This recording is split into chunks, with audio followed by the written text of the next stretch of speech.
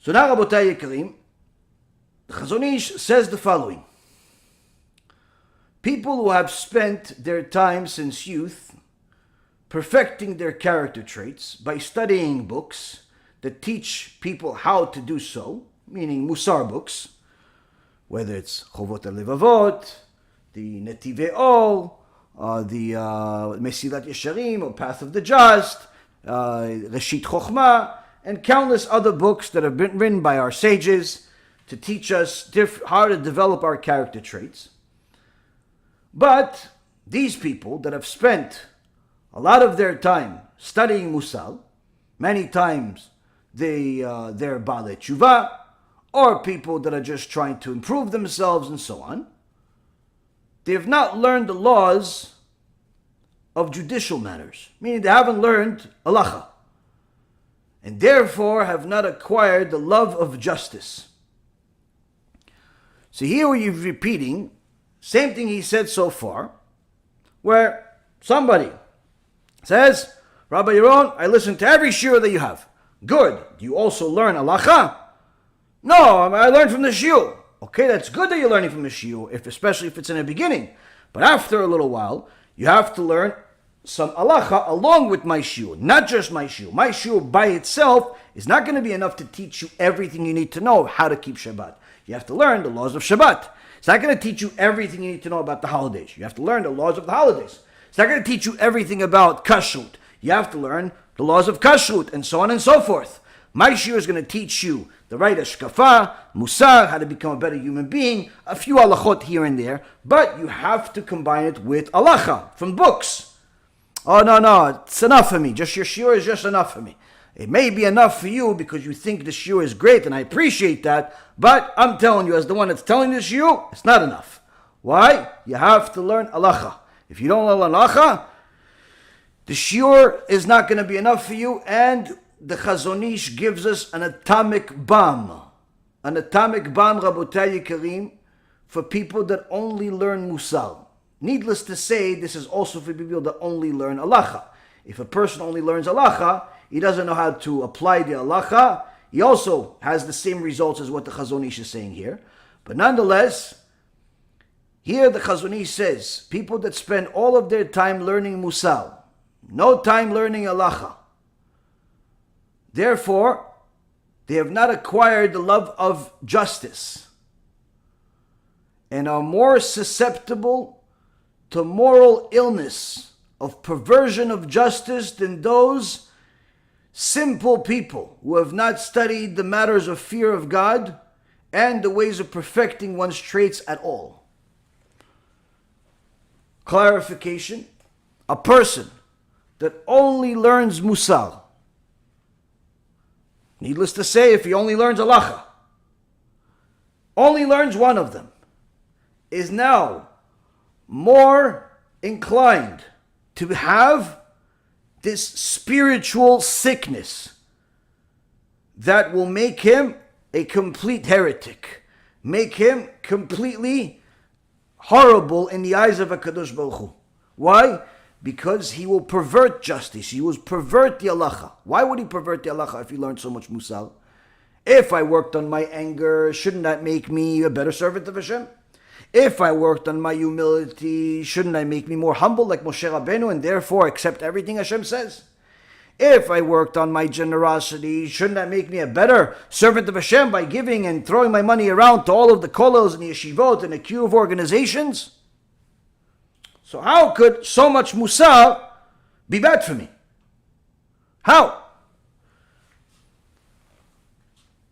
Chazon Ish continues. It's not only bad, but it actually is worse than if the person never learned it at all. Meaning, a simple person never learned a little bit of Mussar in his life. He just knows a little bit of halacha, he learned in yeshiva, he learned in the local bet midrash, and so on. Never learned Mussar. That guy is less likely to have terrible traits and perversion of justice than the guy that learned only Mussar.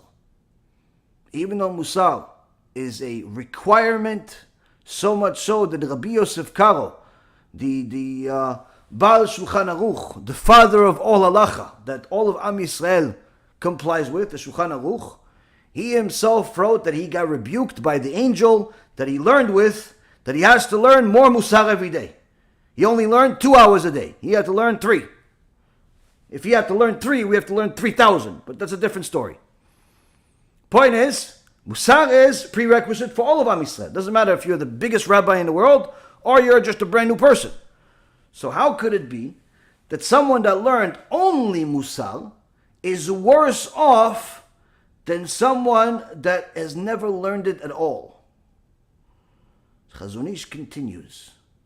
And there is no question about is the Chazon Ish right or wrong here. This is the Chazon Ish, Rabotai. This is the Torah. Chazon Ish says the following. The Yetzer Hara, the evil inclination, has a way of placing undue pride and firmness of opinion in the heart of a person who seeks perfection by learning Mussar, so that such a person looks at the masses from above. In so many words, he learns about Mussar, he learns about perfecting his character traits, he learns humility, he learns anger, and not halacha, so he doesn't know when he's allowed to be proud. He doesn't know when he's supposed to be humble. He doesn't know when generosity is a must. He doesn't know when generosity is forbidden. He doesn't know when Lashon Hara is forbidden.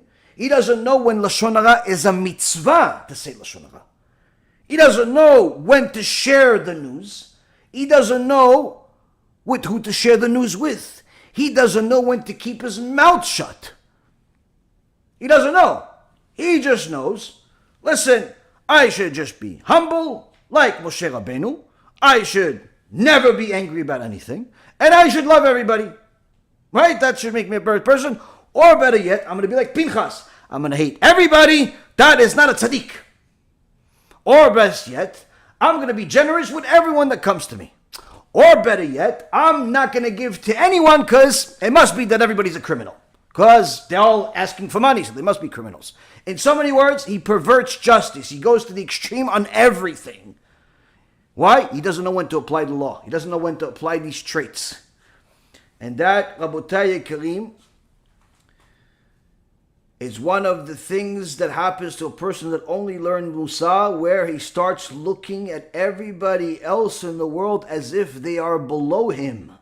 He feels much superior to them, and all his actions are, in his eyes, the most generous and perfect deeds. He has become an arrogant person and doesn't understand that his own perspective of himself is completely demented, completely off, and in fact, his actions are despised by Hashem, not loved by Hashem. You will be amused to think that he is being suspected of robbery, for he says, for my deeds are always beyond the letter of the law, he thinks, and are straight and good. This person starts looking around and he says, how could it be that anyone is questioning me? What, you're asking me when I showed up to the prayer? I showed up, don't worry. Yeah, but you're late. You're late every single day. Prayer starts at 7. You're showing up at 8. We're almost finished. You're questioning me. Don't you understand that I'm already doing all types of kavanot and stuff? He starts thinking that how could anybody question him even? In fact, he goes to the Bet Midrash, and if he's a new Baal Tshuva, he has a lot of siyata dishmaya, especially during the first year or two, where he's able to learn a lot of Torah. A lot of Torah is very common in Baal Tshuva. In the beginning, you're able to learn a lot of Torah, understand a lot of different things, and you start looking around, and you don't like what you're seeing. Wow, these religious people, wow, they're really slacking. He goes to a Bet Midrash and he sees the guys are learning all day. Once in a while the guy goes for a bathroom. Once in a while the guy takes a sip. Once in a while he discusses a few things. They're not matmidim like me. They're not dedicated like me. I learned 8 hours straight. These guys are, we got to change things around here. Then he looks at the rabbi. He Sees the rabbis going in, out. Once in a while, he's answering the phone call. He doesn't understand the rabbi's running the show, has to raise money, has to pay the bills, has to run the operation. Looks the rabbi, rabbi's soft. Even if it's the rabbi that helped him do tshuva in the first place. Rabbi's soft. He's doing it already for 25, 30 years already. Listen, you need new blood in his place. I can do this. Yes, guy, he's still in his tshuva diapers. Still hasn't completed a single masechet in the Torah, but he thinks he can do a better job than a rabbi. Why? Rabbi's old, rabbi's slow, he's not dedicated like me, he's not learning as much Torah as me. Rabbi may be learning an hour, 2 hours a day. I'm learning 12 hours straight I learned yesterday. 12 hours straight. He figures, nobody here is like me, I could run the show. They should just give me the keys to this Bet Midrash. I'll turn it into what Rabbi Akiva built. He doesn't understand it's maybe after what Rabbi Akiva, when everybody got killed, but that's a different story. The reality is, Rabotai, is that the person looks at the religious world around him and he sees deficiencies everywhere. Nobody is good enough. Nobody's good enough. I'm not talking about he finds deficiencies in the heretics that are distorting the Torah and changing it and so on. I'm talking about even in the good people.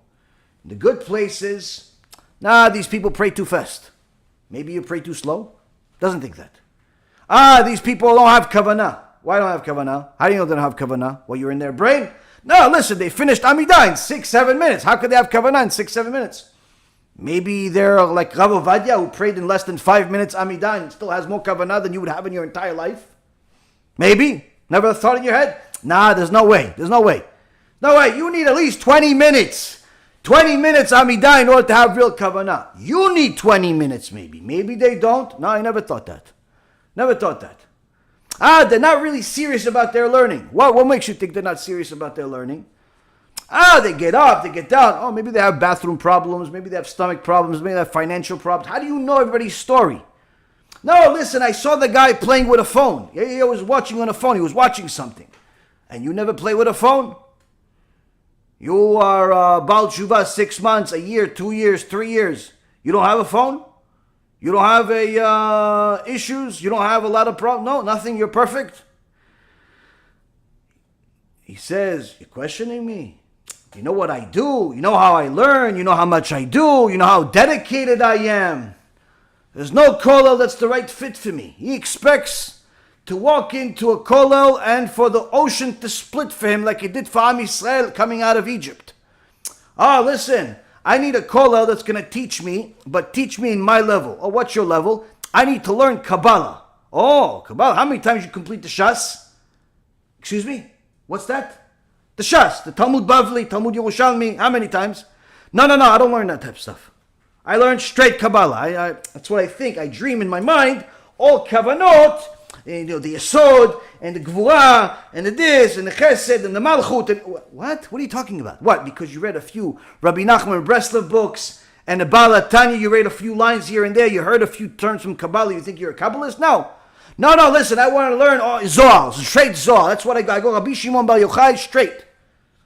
He's a baby, not even in diapers yet. He's pre-diapers. And he thinks he goes to the highest level. I want somebody to teach me already the mystical part of Judaism, the highest part of mysticism. Habibi, le'at, little by little. Take a step at a time. No, I'm fast-paced. I want to go straight to the source. And that's the reality. The reality is you see people coming in and expecting the world around them to change because they came in. Why? Because they learned a little bit of Mussar. They think that they've become humble, but in reality, the Mussar that they learned has made them more arrogant.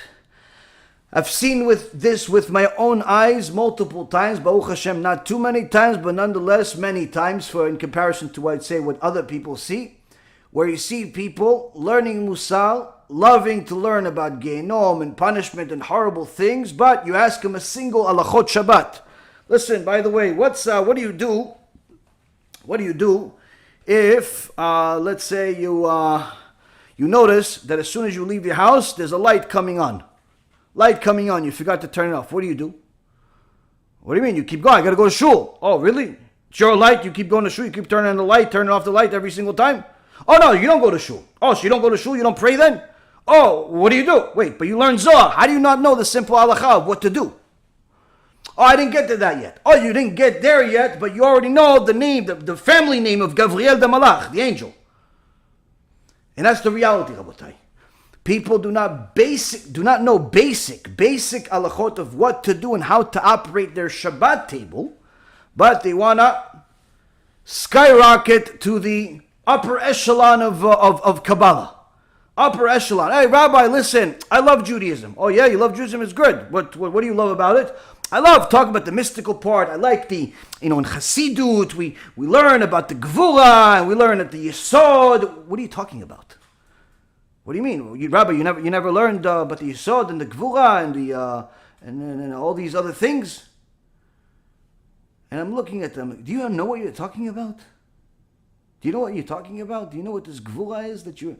Yeah. It's the Gvura. It goes to the Yesod, and Yesod it goes to the Malchut, and the Malchut is what makes me feel like that.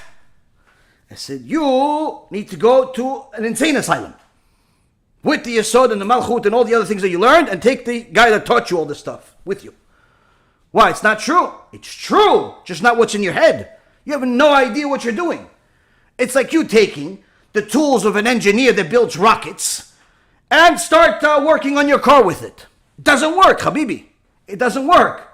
It's like you taking the tools that the surgeon operates on the eye and you use it to maybe fix your shoe. It's not going to work. You mentioning those terms doesn't mean you know what you're doing. And unfortunately, Rabotai, many times people go and they hear these different terms, and fakers love to mention those terms. Fake speakers love to mention those terms because they know for sure that the crowd has no idea whatsoever what they're talking about. But since everybody is self-conscious about their own knowledge, no one wants to admit they have no idea what they're talking about, and they know that their friends don't know what they're talking about. But if they tell them these terms, it'll sound like they know what they talk about, and they become the smart person in the room. But in reality, nobody knows what they're talking about, including the rabbi that's talking about it. Why? Because he did the same exact thing. Just did it 3 weeks ago, and then he became a rabbi. And that's the reality, Rabotai. Many people that you hear talking about these terms have no concept whatsoever of what a yechud is, of what anything is. Why? Because this is not for babies. This is not for little kids. This is not for little children. In fact, this is not for the vast majority of the population. Even some of the great sages that we had denied studying these issues. Did they know them or not? We can never question their knowledge. Surely they knew a lot. But did they teach it? Did they talk about it on a regular basis? Absolutely not. But yet your average person starts talking about like he's Rabbi Nachman Breslov Jr. Why? Because he thinks that he read a few terms in a book and therefore he knows it. And that is all gava. You see many times you have these different speakers where they have their, whatever you call, their shiurim they have, and you see the comments of people. And you see the comments of people, of different women, saying, yeah, I love this guy's shiurim, I love this rabbi's shiurim, he really helped me get my gvura. And you see the woman says, well, I wish he would have helped you get clothes, because your profile picture would be more appropriate if he had clothes. She thinks she got gvura from the guy's shiurim. She doesn't know what modesty laws are. Another guy says, oh, this guy is the best. This guy is the best. He's helping me get to my malchut. Your malchut? What? Because now you think you're a king? For malchut? That just means you're arrogant, Habibi.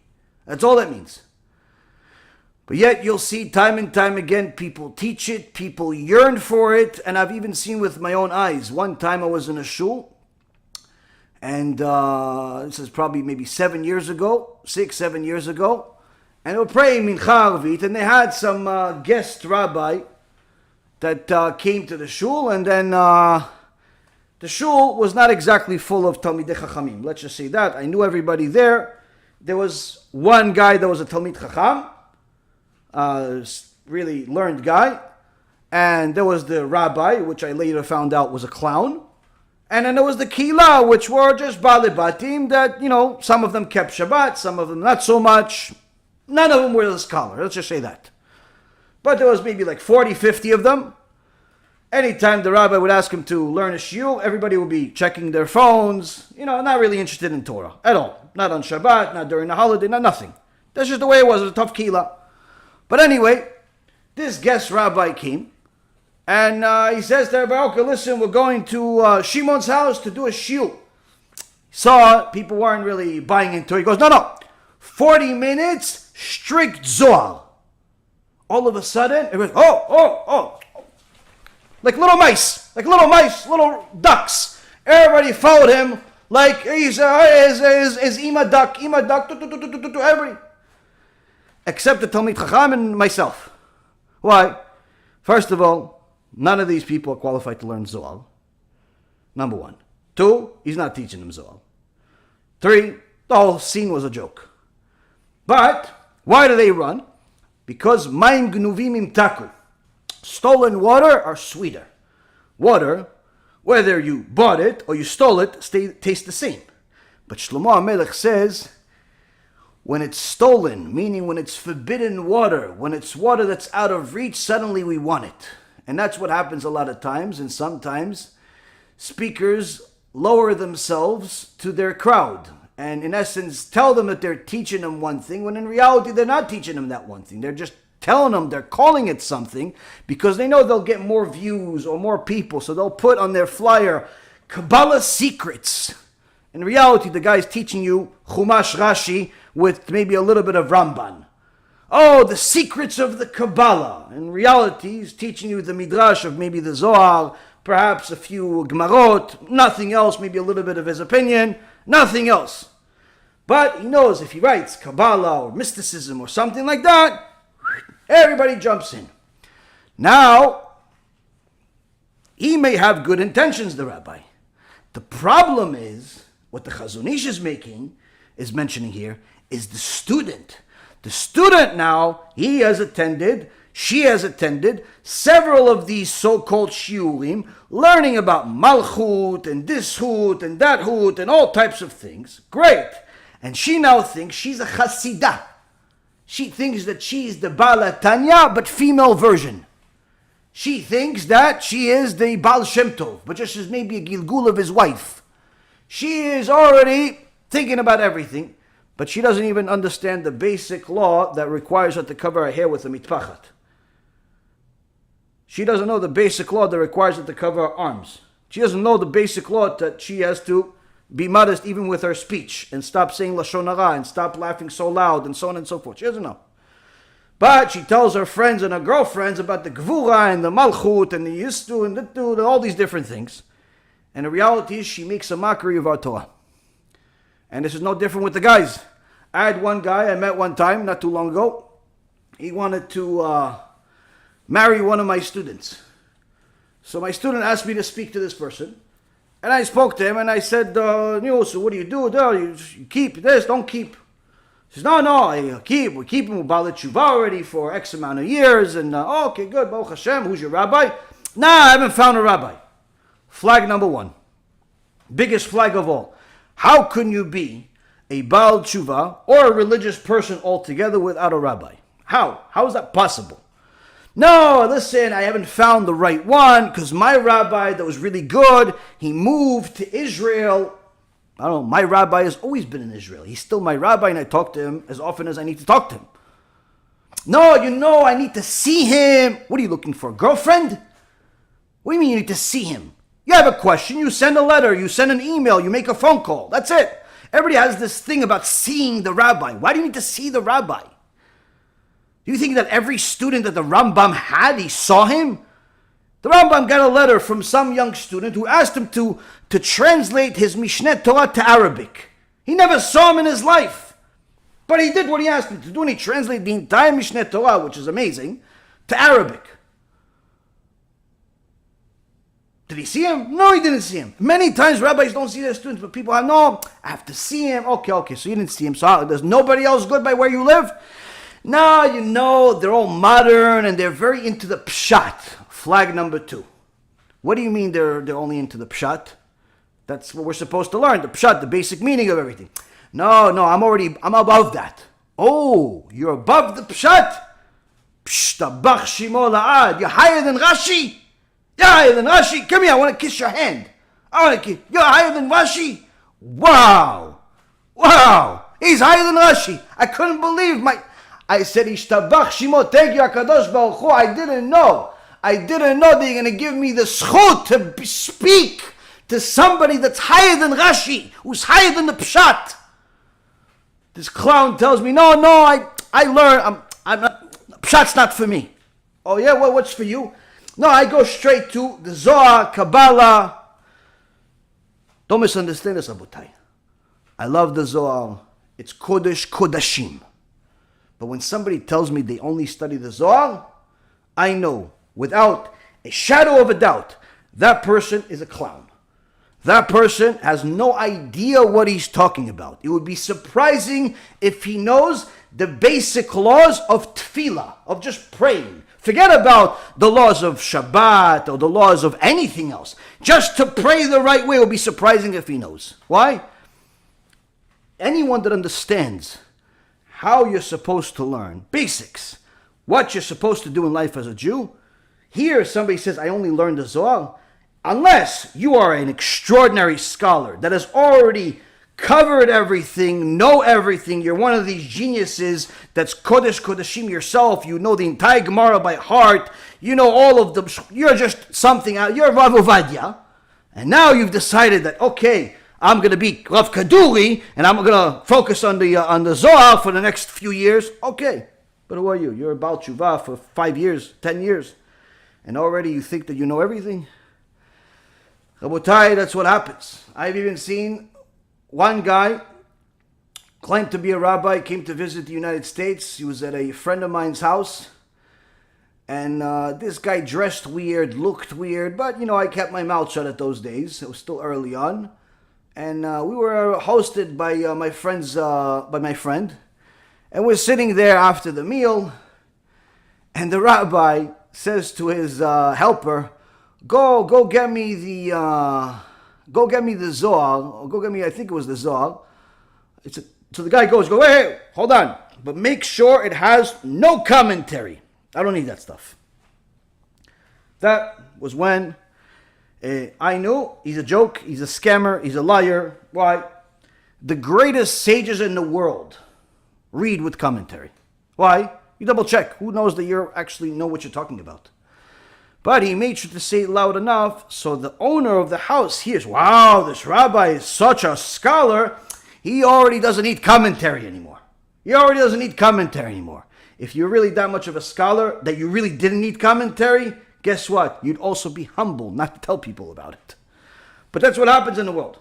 So now, Rabotai, what ends up happening is that these types of people, they are people that learn different things without completely learning what they're supposed to. And in many cases, a person could start learning Mussar and think that Mussar by itself makes him better than everybody else, makes him more humble than everybody else, makes him more generous than everybody else, makes him cleaner than everybody else, holier than everybody else. And in fact, if you question him, he mocks the fact that you're even questioning him because he is the mentality of, you know what you're talking about?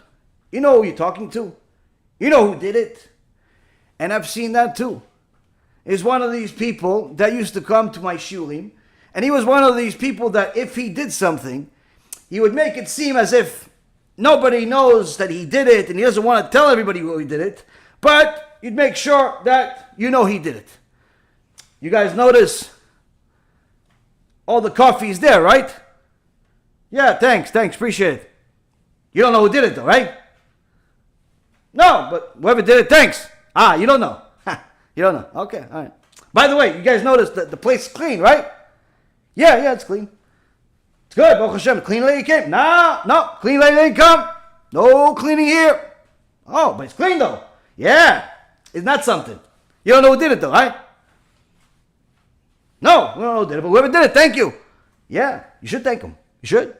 It's like one of those jokes. Like, it's like, okay, buddy, you want the credit? What, you want to take $75 out and give it to you? Like, what do you want? Some people are like that. Who, you know who was like that? Yerovam ben Nevat. Yerovam was one of the kings that Am Yisrael had, who was an extraordinary Torah scholar.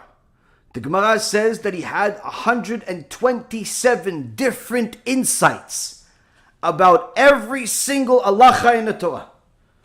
To have one insight about everything in the Torah, you're already the greatest of the greatest. To even know the entire Torah. 127 chidushim, new insights about every aspect of the Torah you could ask him. But yet Yerovam ben Nevat went to idolatry and led the rest of the people to idolatry. Led the rest of the people to idolatry. Was afraid that people are going to go to Beit HaMikdash, afraid that people are going to go. He put idolatry in the way. No, you don't need to go to Beit HaMikdash. You go pray to this. And he became a choteu machti tarabim. He sinned and he led others to sin. But he had merit of a lot of Torah that he had. A lot of Torah that he had that was ruined by his pride. But yet, Gemara says, HaKadosh Baruch Hu himself came to Yerovam and told him, come and do tshuva. And then you and I and David HaMelech, Ben Ishai, will be walking together in Gan Eden. Now, if HaKadosh Baruch Hu comes to me and he says, do something, and then you and I, the end, whatever you want. Where am I going? Forget it, you don't need the rest of the sentence. Anybody normal. Hashem says to you, go do tshuva, go do whatever, and then you and I will. You don't need the rest of the sentence. Sure, Hashem, let's go. That's any normal person. Yerovam was not exactly normal. Why? He knew a lot of Torah. And he says to Hashem, who's in the front? Who is walking in the head? Now, Chamim say, what do you mean? Hashem clearly said it. He said, you and I. Meaning that Hashem is going to be at the head, Yerovam is going to be second, and then David HaMelech are going to walk together in Gan Eden. In reality, who cares? That's what we're thinking. But that's because we don't have the same test as Yerovam. But anyway, you are in the head, you are second. What difference does it make? Yerovam knew this because Hashem said it. It's going to be Hashem, Yerovam, David. So why did he ask? He's a smart guy. You know why he asked? He knew Hashem said that he's going to be ahead, but he liked to hear it. He liked to hear it, so he wanted to hear it again. You know what it's like? The wife makes good food, and you have guests over, and she wants to show off the food a little bit. All right, she worked hard on it. She worked hard on the food. And you know, the guests are coming, everybody's eating like they've never eaten in their life. Wow, this is good. What'd you say? Oh, I said it's good. Oh, okay, it's good. Okay, good. Oh, you like it? Yeah. Wow, it's very good. Well, okay. And another guy says, yeah, it's delicious. What'd you say? Oh, you like it? Yeah, I like it. You like it? You like it? Yeah, I love it. Oh, why are you asking so many times? You deaf? The guy's a half a foot away from you. Why are you asking again? I want to hear it again. Why do you want to hear it again? People like to hear compliments. Rabotai Karim. That's gava. That's pride. And HaKadosh Baruch Hu says, To'evat Hashem kol gvalev. Hashem finds people that have pride an abomination. Disgusting. And that's exactly what happened with Yerovam ben Nevat when he got the opportunity of a lifetime, and HaKadosh Baruch Hu himself came to him and said to him, Yerovam, if you do tshuva, I and you And Ben Ishai, which is David HaMelech, will be walking in Gan Eden, meaning you're going to be ahead. But when Yerovam says, well, who's going to be ahead? And HaKadosh Baruch Hu says, Ben Ishai is going to be ahead. Why? You were ahead, but now that you're expressing still Gava with me, you lost that right. You can still do tshuva and you'll still come. But David HaMelech doesn't have this Gava. David HaMelech doesn't have this Gava. But then there's other commentaries. I learned today from Rabbi Chaim. He says that he didn't just ask who's ahead to hear that he is ahead. But rather he was saying to HaKadosh Baruch Hu, why are you ahead, Hashem? I should be. Meaning he wanted to be ahead of even Hashem. He says, you're humble, David HaMelech is humble, okay, so I'll be ahead of you. You can let me go. What do you care if you're so humble? What do you care if you're so humble? This, Rabotai, is a person that had an opportunity to be walking with Hashem in Gan Eden. Instead, he's walking in Gehenom, or rather yet, being burned in Gehenom for now and forever. As the Gemara in Masechet Sanhedrin says, there are certain people that have lost their share of the world to come and have eternal punishment. One of them is Yerovam ben Nevat, who had an opportunity, multiple opportunities, to utilize the Torah that he learned in order to get to the best possible heaven, but instead, that disgusting pride turned his Torah, instead of the potion to life, it turned into a potion of death.